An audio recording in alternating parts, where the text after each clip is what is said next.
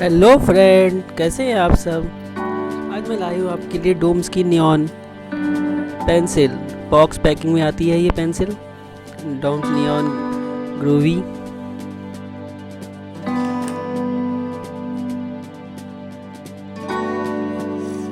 इसके साथ sharpener eraser भी आता है। 80 रुपीज़ इसकी MRP है।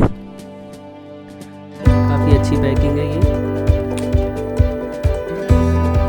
ये देखिए कलरफुल पेंसिल है ये। इसमें इसे पकड़ने के लिए सेट भी बनाए गए हैं गोल गोल। इसे आराम से ये पकड़ सकते हैं इसको हम।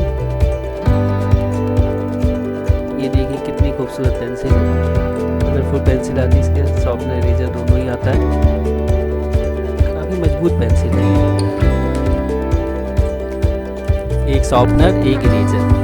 ये देखिए नियॉन डोम्स नियॉन इरेजर और शॉर्पनर।